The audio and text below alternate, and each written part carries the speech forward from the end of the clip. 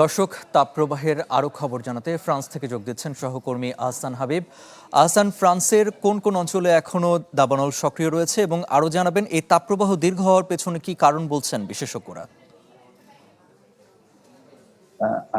এখনো পর্যন্ত আমাদের কাছে সর্বশেষ যে খবরটি রয়েছে সেটা হলো লজ শহরে এখন 16,000 হেক্টর জমি পুড়ে গেছে এবং দমকল কর্মীরা তারা নিয়োজিত আছে এই দাবানল নিয়ন্ত্রণে।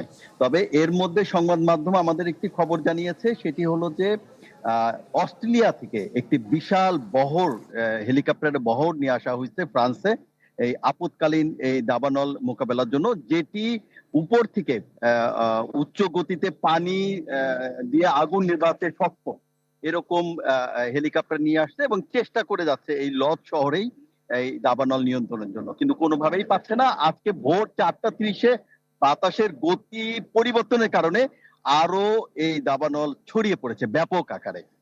এটি গেল তো একটা অঞ্চলের কথা বলছি। এরকম লিদন আরো কিছু পশ্চিম অঞ্চলে দাবানলের ছোট ছোট জায়গাগুলোতে দাবানল সৃষ্টি হয়েছে এবং দমকল কর্মীরা চেষ্টা করছে সেগুলো নিয়ন্ত্রণে আনার জন্য। ঢালাইয়ে দৃঢ়তা, নির্মাণে নিশ্চয়তা, প্রিমিয়ার সিমেন্ট, ঢালাইয়ের রাজা। আজকে আরেকটি খবর দিয়েছে সরকার থেকে, বলা হয়েছে যে আজকে এখন ফ্রান্সে সর্বোচ্চ তাপমাত্রা 40 থেকে 42 ডিগ্রি পর্যন্ত অতিবাহিত করবে এবং প্যারিসে কাল থেকে তীব্র গরম এবং এই গরমের কারণে মানুষ বাইরে সমুদ্রের পাড়ে, খাল, নদীতে তারা সেখানে গাছের ছায় রয়েছে এবং আপনি দেখছেন আমার পিছনে শহর পুরো ফাঁকা হয়ে গেছে, কেউ রাস্তাতে নেই, কোনো কাজ নেই। এমনি আজকে সাপ্তাহিক ছুটি, সবকিছুই বন্ধ ঘোষণা করা হয়েছে এক ধরনের। আর এই কারণটা বলা হচ্ছে যে হলো যে আমরা যখন কথা বলি বিশেষজ্ঞদের কাছে, তারা একটা কথাই বলে যে হলো জলবায়ু পরিবর্তন। আসলে জলবায়ু পরিবর্তনের পাশাপাশি যেইগুলোকে তারা কারণ হিসেবে দেখাচ্ছে যে অধিক আকারে এই ফ্রান্স বা ইউরোপে কয়লার মাধ্যমে জ্বালানি উৎপাদন করা হয়, যেটি পরিবেশগতভাবে খুবই ক্ষতিকর।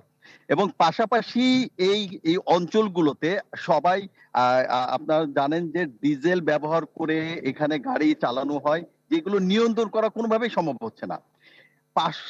এবং এখানে অনিয়ন্ত্রিত ভাবে মানুষ এবং ফ্রান্সে বিশেষ করে মানুষ তারা জ্বালানিকে ব্যবহার করতেছে এবং সরকারের নিষেধাজ্ঞা সত্ত্বেও ইলেকট্রিক গাড়ি এবং এবং ফ্যাক্টরিতে তারা জ্বালানি ব্যবহার করার কারণে পরিবেশগতভাবে তো এটা অবশ্যই ইফেক্ট করছে, এটা বলতেছে। কিন্তু সাধারণত আমরা যেটা দেখি জলবায়ু পরিবর্তন এটা অন্যতম কারণ। আর সার্বিকভাবে একটি ভালো খবর দিয়ে আমি শেষ করতে চাই, সেটি হলো যে 64 অঞ্চলকে কমলা সতর্কতায় তাপপ্রবাহের জন্য বলা হয়েছিল এবং আজকে একটি ঘোষণা দেওয়া হয়েছে সামনের সপ্তাহ থেকে এই তাপমাত্রাটা কমে আসবে এবং স্বস্তিতে ফরাসিরা থাকবে বলে আবহাওয়া অধিদপ্তর থেকে জানানো হয়েছে এবং আমরা অপেক্ষা করছি যে সামনের সপ্তাহ থেকে হয়তো কিছুটা তাপ প্রবাহ কমবে। এই ছিল আমার কাছে সর্বশেষ। আহসান, ধন্যবাদ আপনাকে। দর্শক, ফ্রান্স থেকে যুক্ত হয়েছিলেন সহকর্মী আহসান হাবিব, জানাচ্ছিলেন সেখানকার আবহাওয়া পরিস্থিতি।